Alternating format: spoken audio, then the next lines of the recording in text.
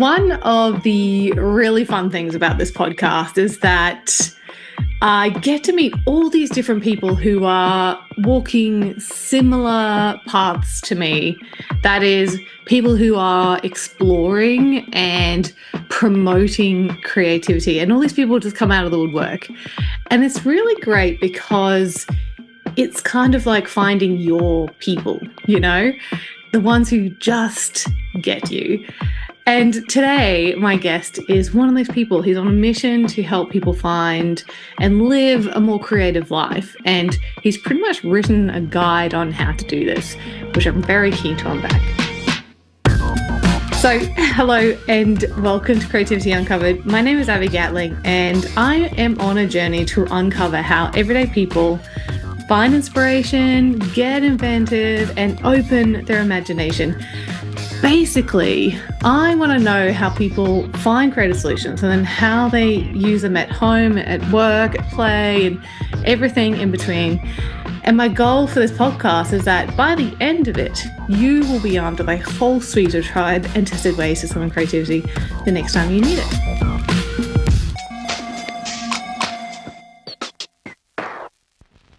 So today, I'm very excited to be welcoming Gregg Stewart to the podcast. Welcome.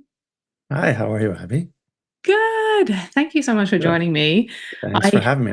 I've been looking forward to this conversation all week. So Yes, me too. Because we did speak a couple of weeks back, and I said to you at the time, I have so many more questions for you, but I want to keep them for the podcast. And now is my opportunity. So thank you very much. Of course. Thank you.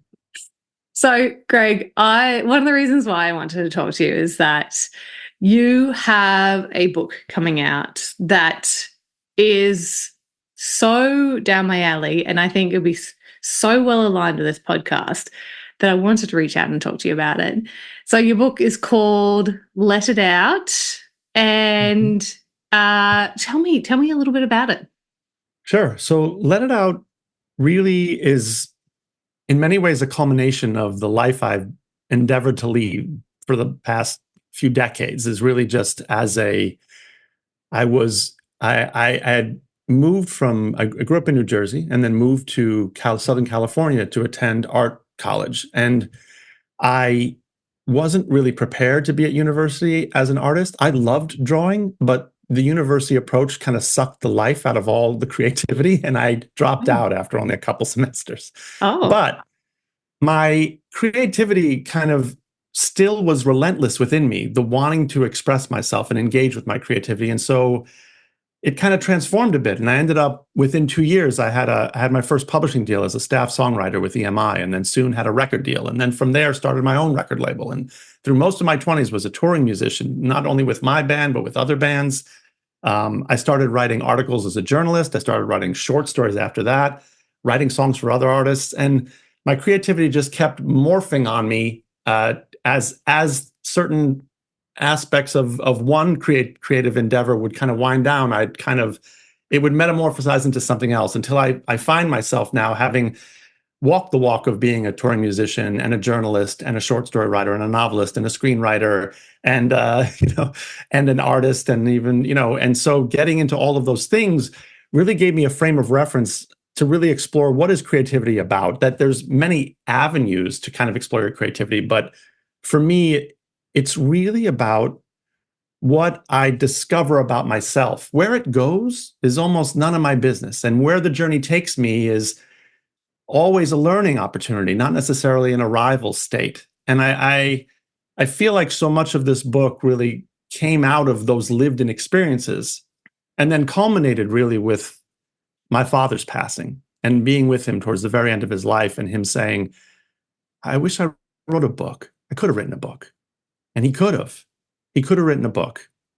He was a brilliant man, and he lived a great life. And I'm grateful I had that time with him to say goodbye and all of these things. But at the same time, it really got me thinking, how many people are going to die with a book still inside of them, or with a poem they never wrote, or their memoirs to their grandchildren, or a love song for their spouse of 30, 40, 50 years, right? The thing inside you that you kind of made time for everything else except for what was really in your soul. And I kind of say engaging with your creativity is really the soul's medicine. It's a way in which you learn about what's really going on inside of you. And so that's really what the book was about. And it's called Let It Out. And the whole subline, the subtitle is Unlocking Creativity to Access Authentic Expression. Like it's you're engaging with creativity is one of the most amazing ways to really find your authentic voice and what's really going on inside of you. And a way to feel more, through engaging with your creativity, a way to feel more comfortable in your own skin. I know I'm saying a lot all at once, aren't I? Yeah. I'm definitely passionate about this. You can tell. Can you tell? Just a little bit. I can tell you like it a little bit. And wow, so many things there. And I love the fact that, yes, like you had this like evolving creativity and just kind of going down all these pathways. But what intrigued me was that, like, what was it about university that kind of stifled that creativity? What do you think of that? Was that just putting you in a box, or like what was that all about? Yeah, well, no, that's great. I mean, I think one of the major things that happens, I think, in a school environment is you start to you learn craft, and a craft I think is a really important thing, but it should not come at the expense of just self-expression. And I realized that for me and my art, I really wanted to escape into it and have fun with it. And the moment I had to really do it for a grade and have the craft, I just don't know that I had the emotional maturity at that point, to be honest, really. That I realized it just sucked the life out of it for me. And I really found myself with a lot of professors who weren't really fostering going there, like not really fostering a state of, they didn't really want to be surprised by their students. I think that's really the fundamental thing. They wanted to train you how to be the artist that they saw you to be, to get you jobs and get you work. And that's fair to be coming from that place. But then there's also something to be said for the kind of facilitator, mentor who really wants to be surprised by your work, to say, where are you pushing the envelope? Where are you not being vulnerable enough or courageous enough? I want to see more of that in your work. I want you to be scared to put up your piece. I don't want you to just check all the boxes and put up work that's safe. There's a time and place for doing the job, and I've worked in a creative director role for as a consultant for a few different companies, and there's a time where you just have to fulfill what the client is asking for. But that's not necessarily what is going to necessarily light you up. And finding that balance, I think, is really important as an artist, as a creative. Yeah, yeah, that's really interesting. I think, I mean, just from my own experience from schooling and creativity together, is that they're kind of juxtaposed, I suppose, because schooling is all about standardization and marking everyone against the same criteria, and then so much of creativity is that self-expression, as you said, and that can come out in so many multitude of ways. It kind of almost is at odds with the schooling system a little bit. But I think that's really interesting that you mentioned that, is because, like you said before about creativity and your book, Let It Out, it's all about that full expression of your creativity. And you're already feeling that back at university. So it's kind of like that was the starting point that ultimately led to this book coming out. It really did. Yeah. Thanks for noting that. Yeah, and I think it's really part of that whole journey. And really, I've just become, I think, one of those advocates. In some ways, I think we all somehow become the person we wish we had when we were younger.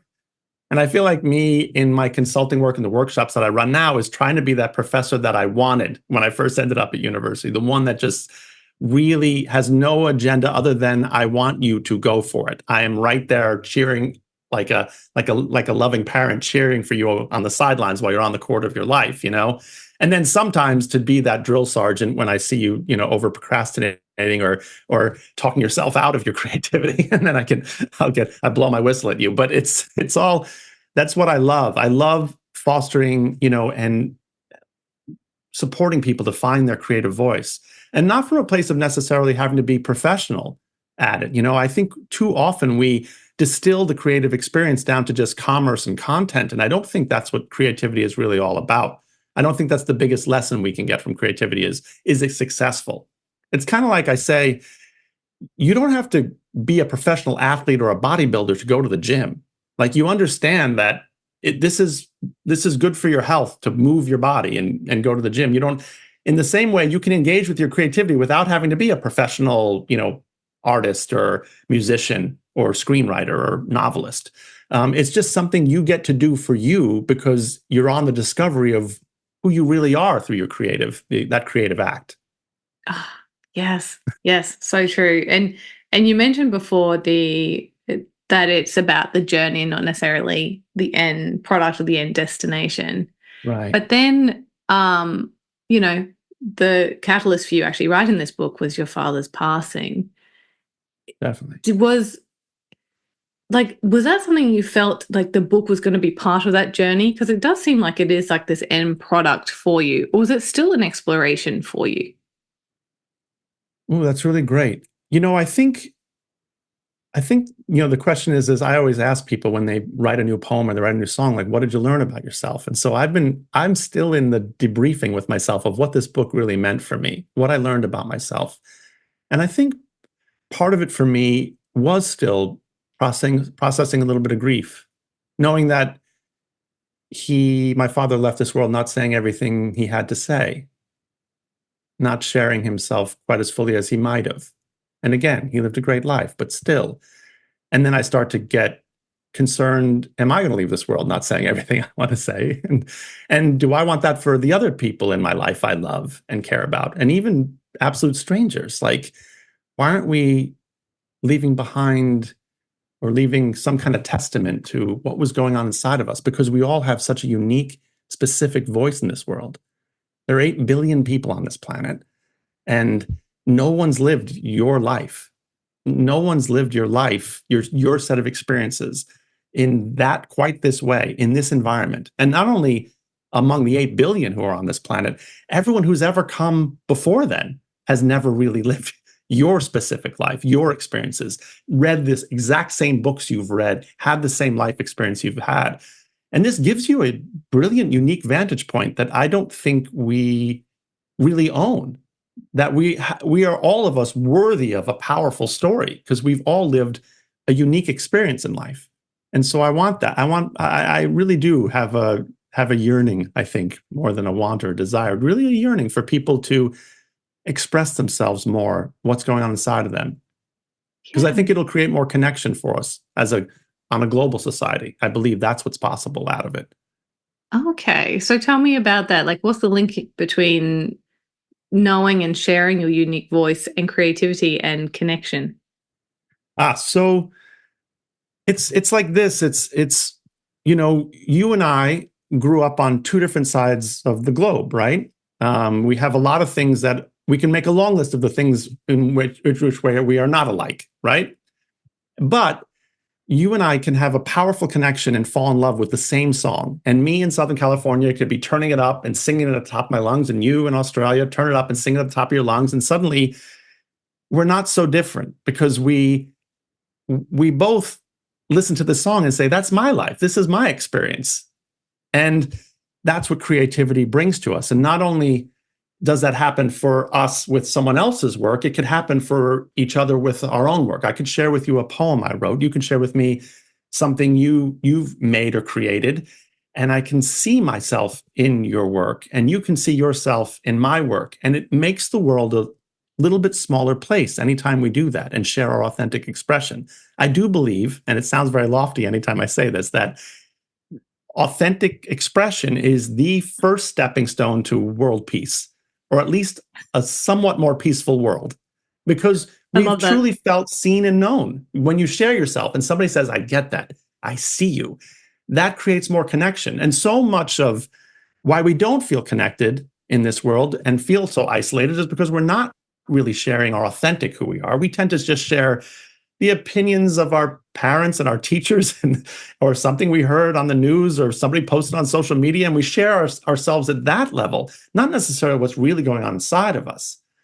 And it takes time to find out what's really going on inside of us. And Mm. there's a really great example I can give you of Carlos Santana. I once heard him, the guitarist Carlos Santana. Oh, I heard him yes. once in a radio interview. He says, to this day, anytime he picks up the guitar, even after 50 years of playing guitar, he picks up the guitar and he starts playing. And he hears like, oh, that little riff I just played, it sounds like Miles Davis. And then he says, oh, that thing I just played, it sounds like Billy Gibbons from ZZ Top. And he just keeps playing. And at some point he says, ah, there I am. And his own voice and his own specific tone and manner comes through. But he says, even to this day, everything starts out as almost like imitation or emulation, you know? And so that's where we start with when we start engaging with our creativity. We just kind of just start emulating the world around us. But if you keep engaging with it and consistently do that, you drop into your own voice and there's something profound there. I guarantee it for everyone if they're willing to go there and engage with it. So that's why I think when we share ourselves, it does create more connection between us and more peace ultimately. Yeah. So there's like these different levels of creativity where you're first imitating or um, copying or being inspired by, and then further on you get a greater understanding of your own creative spirit and can create on a deeper level. Is that what you're saying? Yeah, definitely. It always starts out like that. You start out with the, like anything, even when you're like drawing as like a kid, you're coloring in somebody else's picture, right? And you're just coloring it in. And at some point you start drawing pictures yourself. And sometimes you're using tracing and you're drawing in the style of someone who you admire. It's the same with all expression. But at some point you drop into your own voice if you stick with it. And it takes time, but it'll happen. When I first started learning to play guitar, people would ask me how it's going, and I'd say good, but it wasn't really good. I was really frustrated with that guitar. It was not behaving. It was not cooperating. I did not sound like Jimi Hendrix, in which I thought I ought to after the first 3 weeks. No, it took me like many, many months and months, and maybe even a year, where I no longer was putting down the guitar in frustration. And I don't even know, it's such a subtle shift that happened for me. It's at some point I put down the guitar after practicing and I felt better. I didn't put it down in frustration. I actually I felt like I was able to release something. I felt like whatever teenage angst was inside of me, I was able to let some of that go. And that's when the guitar and that creative outlet became really, really special to me, really important to me. It actually got me through my angsty teenage years and a lot of emotional stuff I was keeping bottled up and didn't know how to say. It came out through that instrument, and I was so grateful for it. But it started out just trying to play the riff the way Jimmy Page played it and getting mad about it. But at some point, I just started writing my own stuff. You just start jamming. You find your jam, you know? Yeah. So is that, Yeah. you mentioned before, honoring your creative expression. Is that what you mean by that, by being kind to yourself when you're not quite nailing it and you're still learning? Is that what you mean by honoring it? Yeah, well, there's two pieces to honoring it. That's a great question. So there's two pieces, I think. The first piece is just the willingness to give time to it. We get so caught up in our adult lives. We even refer to it here in the States. I don't know if you have the same expression as adulting. The Oh, yeah. idea of me taking care of my phone bill and me, figuring out how to put all my bills on auto pay and the Yeah. to-do list of life, Adulting. hashtag adulting, right? And this is like what we do in life. We get ourselves so caught up in the to-do list. And we say, like, we'll wake up in the morning and we'll say, tonight, I'm going to journal for a little bit. I'm going to work on that poetry collection I'm working on, or I'm going to work on this song.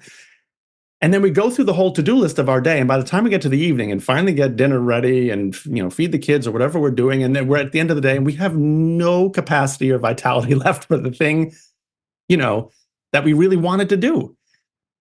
And so the first piece of honoring your creativity is just really like booking that time with yourself, making it as important as getting the groceries done or getting the laundry done. Put in my own creative time is absolutely that important, if not more important. And to relate to it that way, that's the first step of honoring it.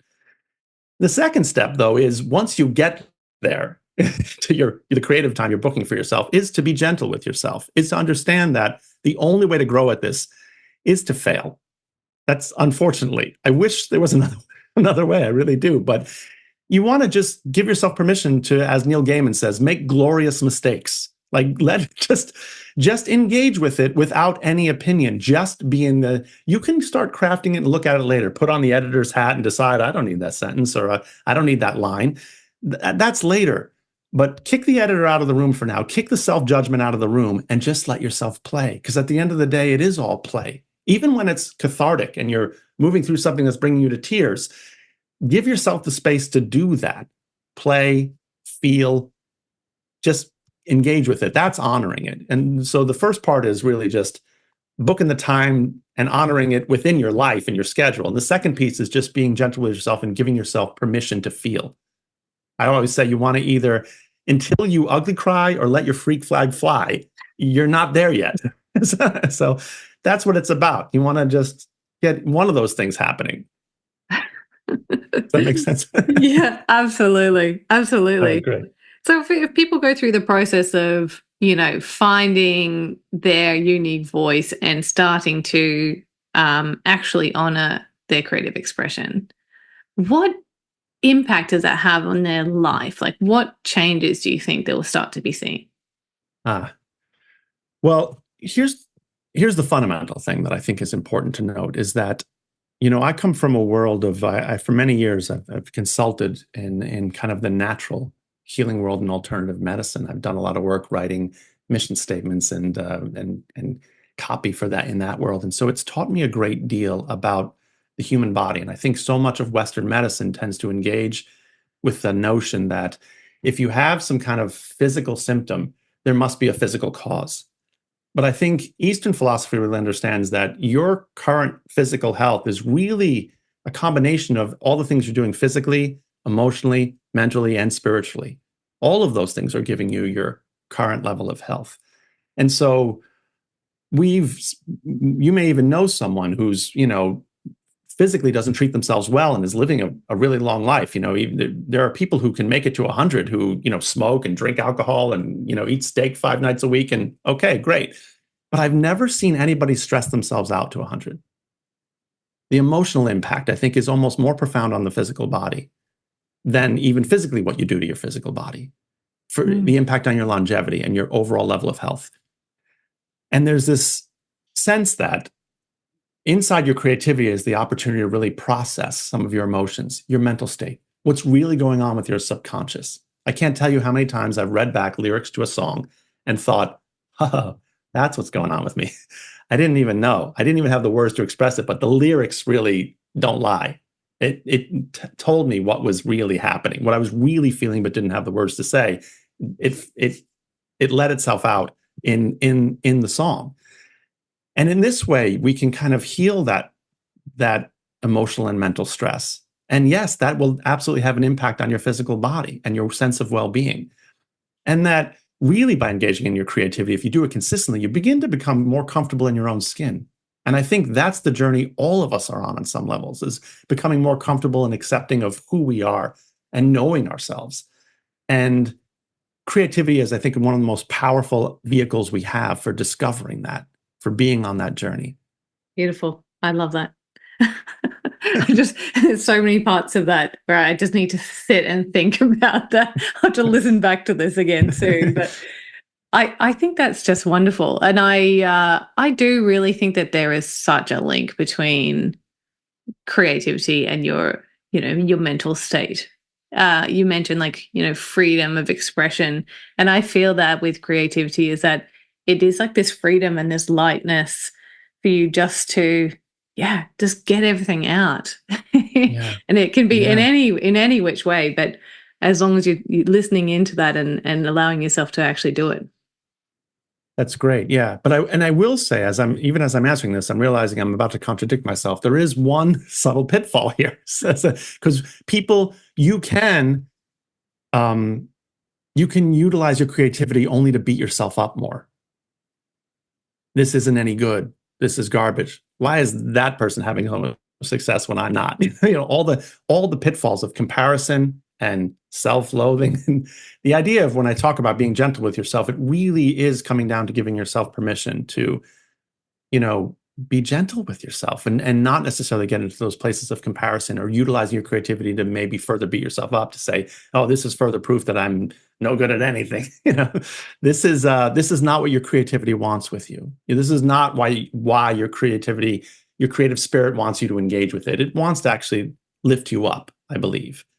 That to be in that space where you feel lifted, and it's a cathartic experience, where you feel like you've gotten a weight off of you by letting this out. I always say, like, sometimes you will feel the weight on your the world on your shoulders, but once it's out of you, it's only about as heavy as a book or as light as a song.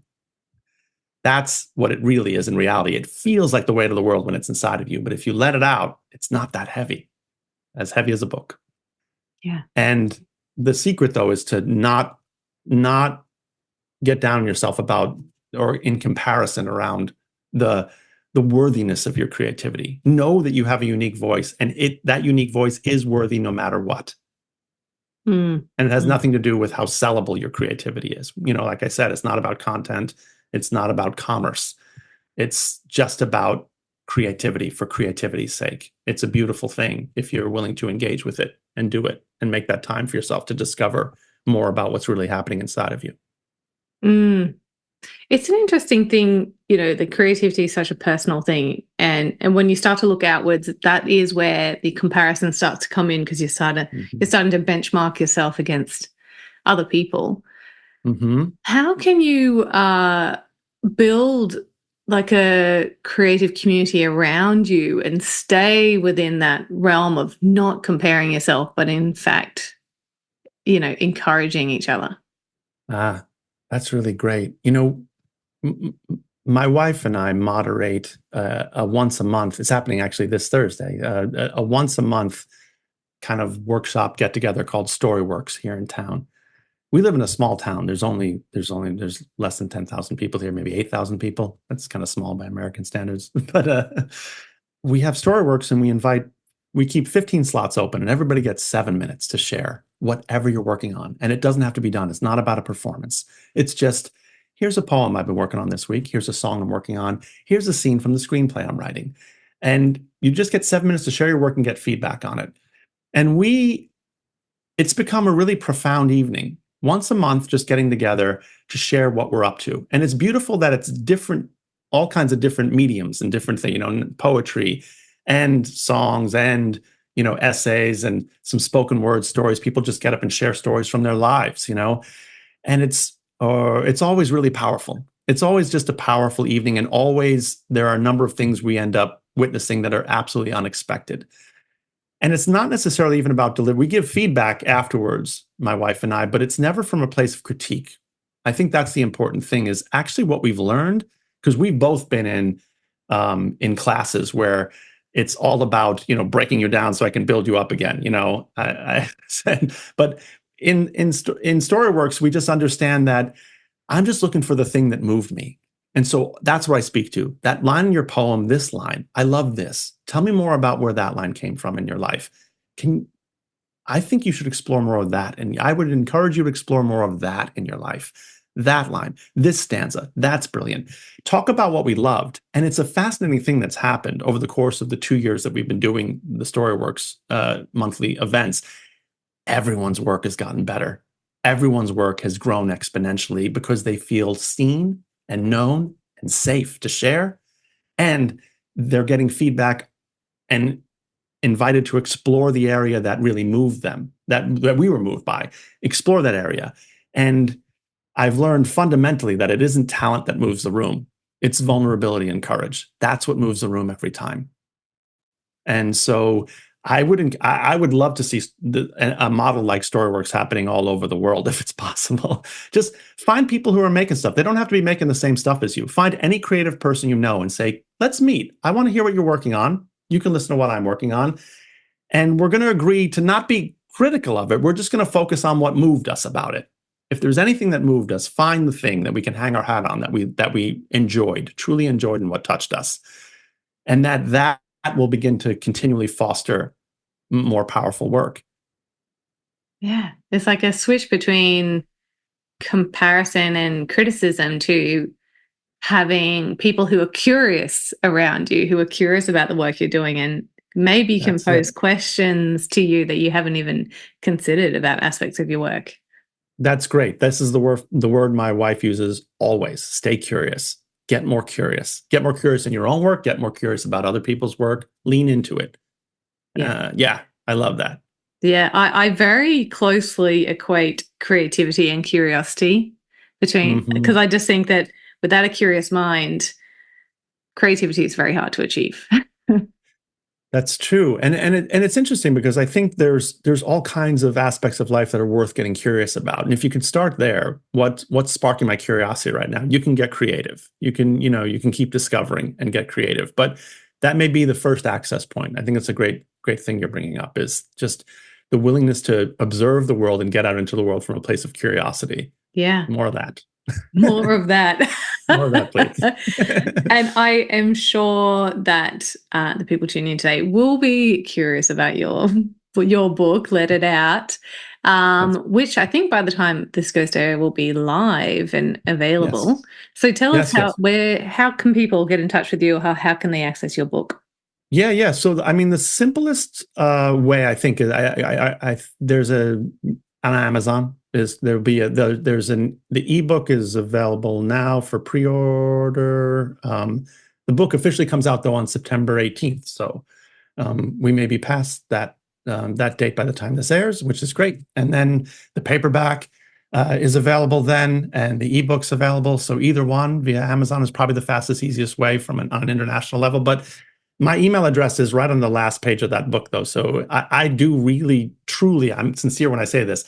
If you start making anything after reading the book, I do want to know about it. I love those kind of stories. So email me. Tell me what you're making. Tell me what you're up to. Tell me if it made a difference in your life in any way. I love those stories. And if it's not making a difference in your life, tell me why you think it's not working, and I will literally write back and give you some other suggestions. So I'm not committed. So yeah, absolutely. I love that. And I'll pop the links to all of that in our show notes so people can access it. And I've had a little read through of your book in the pre-order that you've given me, which is so exciting, and I can't wait to finish it off. But thank you so much for joining me today, Gregg, and just sharing all of that with me. It was a really wonderful conversation. Thanks for having me. Thanks for just great questions and giving me space just to share about it. I love talking about this stuff. So thank you. You're welcome. My people. I know this is my people. I love it. And I also want to thank my other people, which is actually everyone who's tuned in to Creativity Uncovered today. If you enjoyed this episode, please share it with a friend, or jump on and give us a rating or review, or get in touch with either of us about how it's impacted you. Sharing the podcast is just going to help us, make the world a bit more of a creative space. And thanks for tuning in. And until next time, take care.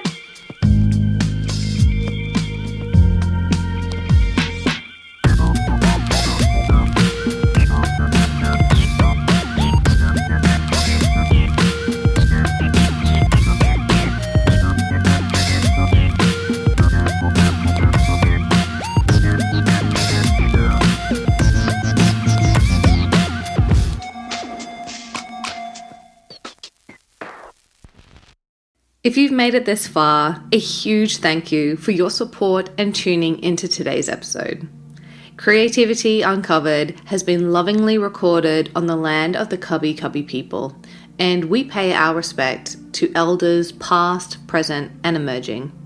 This podcast has been produced by my amazing team here at Crisp Communications, and the music you just heard was composed by James Gatling. If you liked this episode, please do share it around and help us on our mission to unlock more creativity in this world. You can also hit subscribe so you don't miss out on any new episode releases.